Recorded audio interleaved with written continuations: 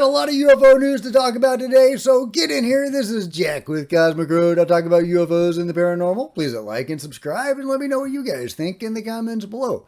Okay, starting off with, we got Gonzalo Chavez saying great new information from Sarah Mendez during her interview. Dr. John McDowell is doing forensic analysis in Chinese labs, or doing thorough DNA analysis on the Atacama type specimens, and results are showing these are unknown species to modern science, not a human fetus. And of course, I have talked about that specimen before. I've made several videos about the tiny little bodies of non-humans, or at least not completely human, that have been found around the world, just a few inches tall. Of course, the Atacama body is one of those, apparently, seemingly, even though Gary Nolan publicly says that it is a human fetus with many, many disorders. Privately, apparently, he was saying something different, and he admitted to saying that. He said it was just talk, but he did admit to saying that off the record. So what are we to make of these little bodies? Well, we don't know, but they are being studied now by a great team headed by Dr. McDowell, who won the equivalent of the Nobel Prize in forensic science. So I can't wait to see what the results of these studies are. What will we learn from these bodies that seem to be non-humans of little bitty beings? And it's really exciting. I mean, not only do we have bodies, y'all. I mean, we're living in the age of disclosure, of government disclosure, but also of a physical flesh and blood disclosure. We've got bodies being studied by super awesome people like Dr. McDowell. Can't wait to see what they uncover. So what's one of the most exciting things about these are that some of these, like the Atacama mummy, are very recent. The Atacama body is just a few decades old.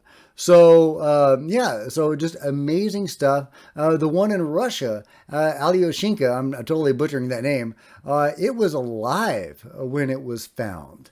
So so sad that it died and that all of these died. And, it's kind of grisly to look at these bodies. But just incredible stuff that we are getting such a level of disclosure. Speaking of which, we've got a new elongated head of what would have been presumably a human-sized being, of an elongated skull being that is shown by Brian Forster. And this one is as an infant, sadly.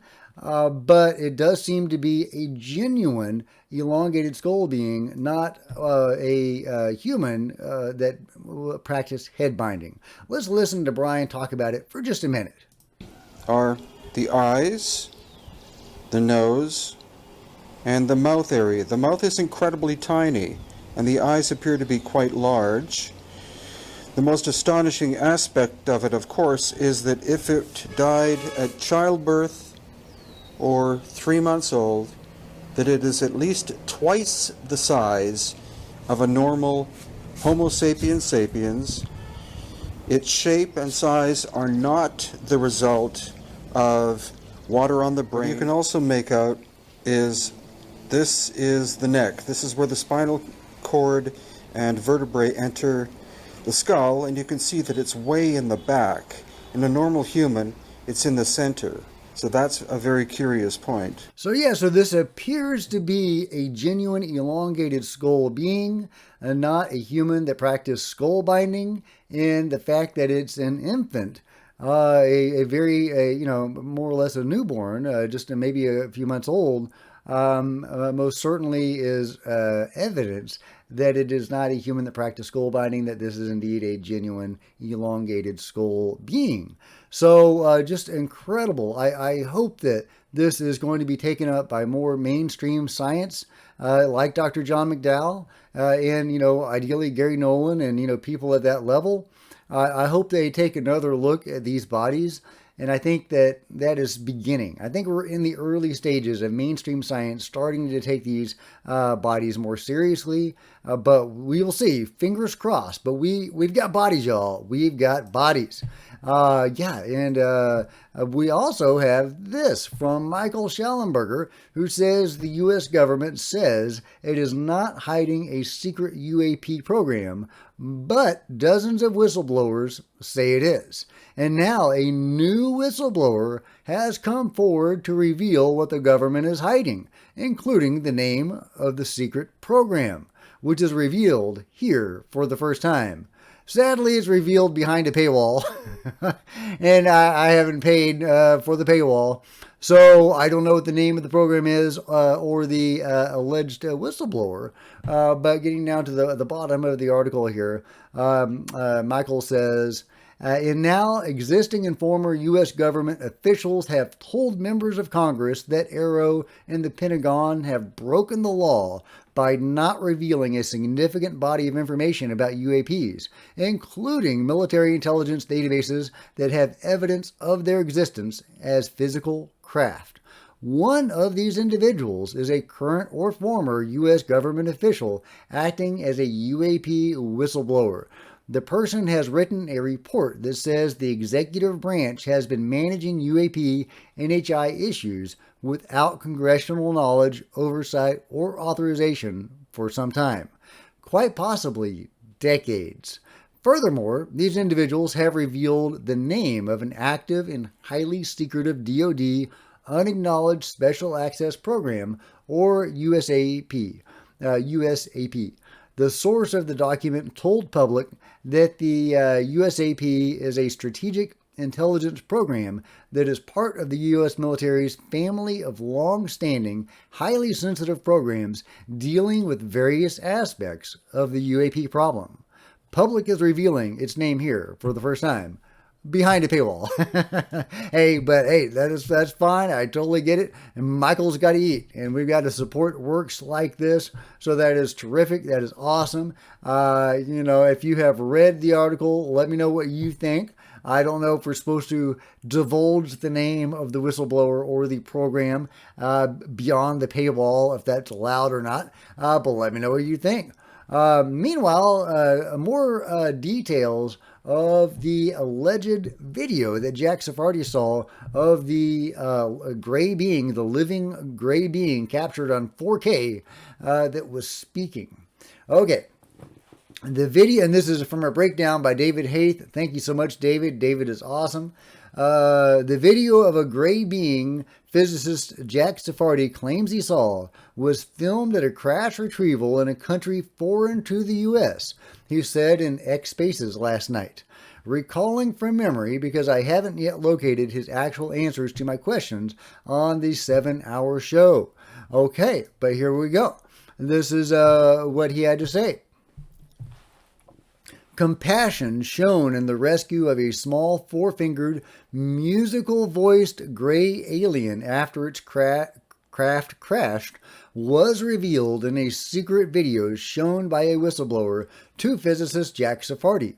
Let's see. In X-Base's discussion session, Jack said the Gray's ship had crashed in a rural coastline area of an unnamed NATO country, and the military went out to investigate. Soldiers, like special forces guys, and I guess one had the body cam. I guess I was watching a body cam, Jack Sephardi says. It's nighttime, and there's a forest area, and the body cam's on, and you're looking at the edge of this little forest. He said on the video he could see two little black spots coming closer. It's a gray that was hiding behind the bush. It's like a little guy. Cute little thing, actually. It wasn't scary. It may have been damaged, hurt in the crash. And I don't know if you can hear Ben or not, but he's making little noises over here. Getting back to Jack. He said the video then showed a 6-foot strappy guy. He was like the horse whisperer, but he's an alien whisperer. This is an army guy or a military guy who is a horse whisperer or alien whisperer. And he's very nice, Jack says, saying, "Come out, it's okay, you're all right," in a kind of soothing, good bedside manner. And then you see the people close. The thing comes out like a little animal, like a dog. And he's got the big head, big black almond eyes, kind of cute. And it's all gray. I don't know if it's skin. I could tell it's a skin-tight suit, but it's very fragile, very delicate looking little thing, like you want to protect it. Okay, skinny little arms and the big thing, 4 fingers and a thumb, and 3 long fingers and arms. Okay, so is it 4 fingers or is it 3 fingers? And I'm a little confused by that.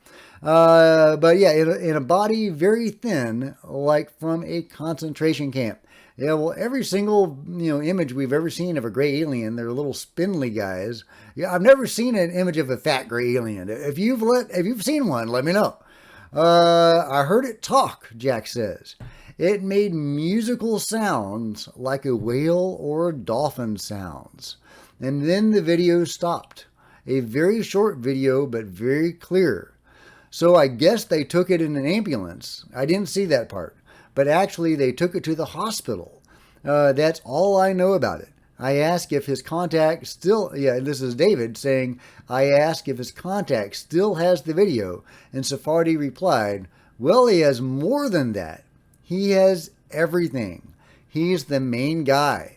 He's the guy from this particular military unit in a particular country that whenever anything like this happens, he's in charge of the recovery team. He has a big laboratory. I won't reveal who he is until he says it's okay. He added the military in this particular country want the public to know, and they were trying to push me, but the top levels of the political government said no. So this is split. The military wants it public because they think it's a danger. They want the people to be prepared. They want the people to be prepared. It's a danger. Really weird. Previously, the information that he was giving us was that they were time travelers, time traveling Russians or Iranians. Kind of a threat narrative about foreign powers. And now the aliens are a danger, and they want this information out because the people need to be prepared for a danger. And yet it's a cute little guy making musical dolphin noises. So, which is it? Is it a danger, or is it a cute little guy making dolphin noises that you want to protect, according to Jack Sephardi? So, yeah, very interesting. I would love to know the truth of all of this. Let me know what you think about this story. I totally believe Jack that he saw this video and that this video exists. I don't think he's lying about that. I don't know about the spin that was put on it by the people who told him about it. Apparently this main guy who apparently has more than a video. Jack says he has more than a video. He has everything. Does that mean he's got medical records? Does he have the being there? What does this guy have? Let me know your theories in the comments below. Either way, super juicy, and thank you, Dave, for not only asking great questions, but also breaking it down for us. Really appreciate that. Meanwhile, for anybody that didn't know what I was talking about when I was talking about the crazy videos shown by the Tomb Raiders, or taken by the Tomb Raiders, of the Citadel, or the place where the Nazca mummies were found, that were showing living beings and crazy stuff like that. Here's a few sections of it. And these are just a few quick clips of some of the living beings, or whatever they were. Whether puppet, stop motion, full size props, whatever they are. Oh yeah, and here's the noise it's making.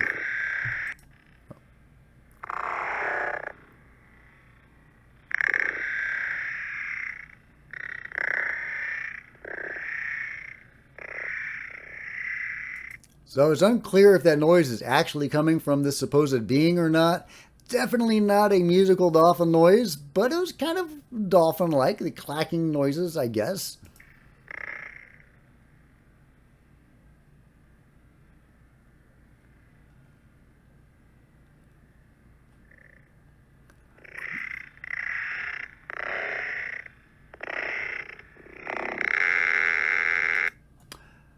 Yeah, I mean, you can, I don't think these are the same beings that Jack is talking about, but I mean, I can kind of see the weird sonar noises the dolphins make, kind of sound a little bit like that, maybe.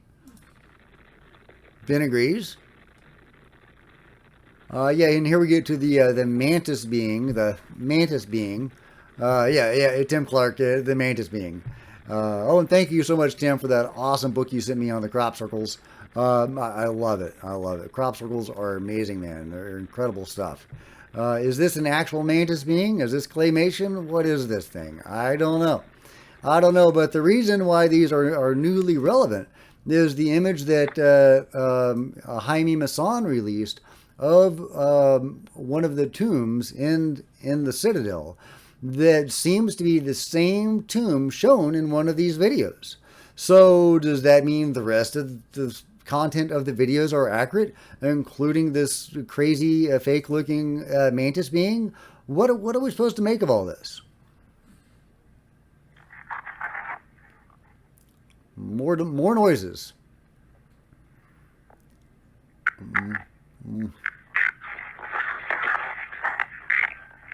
And I can totally see these videos being cooked up by tomb raiders.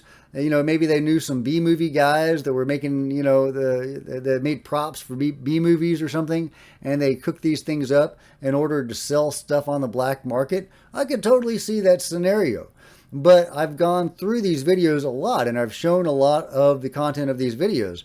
And there's so many details in these videos that are hardly even seen in the videos. You have to, do still shots to see just little details of these large sets, if that's what they are. It doesn't make any sense that would be the case. I think a more likely scenario would be, fake videos shot on location at the Citadel. But even then, I don't know. Even then, I don't know. But yeah, let me know what you think. Because there's like eye movements in some of these beings. When they shine the light on them and you can see the eyes seeming to react to that light. Stuff like that. I don't really see that being something that the prop makers would have included in these fairly cheesy looking videos. I just don't. The resources must have been fairly limited. And I talk about these like these are props, but I'm not convinced that they are. But let me know what you think. My mind is very open. My mind is very open on this. Yeah, you can see the arms moving. Supposedly they were finding these beings in the tombs, and they were even killing some of them and then selling them on the black market, which is one of the stories that are out there, which sounds, horribly possible. I mean, it really does. It really does. So let me know what you think about that. Scary stuff, but also super fascinating. And if there's living beings in the Citadel, if they were killing beings, then they were alive, and there might be more still down there. There might, that'd be crazy. And then we have, the Atacama mummy type bodies that are very recent, the tiny little guys that seem to be an ongoing presence on Earth right now. So, it makes me think maybe some of that footage is real. I don't know. I mean, it doesn't look real. I'll be honest, but I just, yeah, unless it was a fake video shot on location, which I think is possible. Then, I don't know. Let me know your thoughts.